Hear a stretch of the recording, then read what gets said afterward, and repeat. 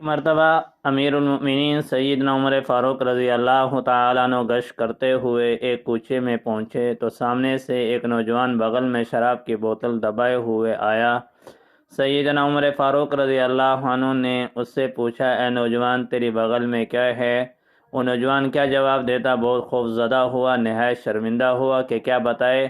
دل ہی دل میں اللہ کے حضور توبہ کی، اے اللہ مجھے حضرت عمر رضی اللہ عنہ کے سامنے شرمندہ نہ فرما۔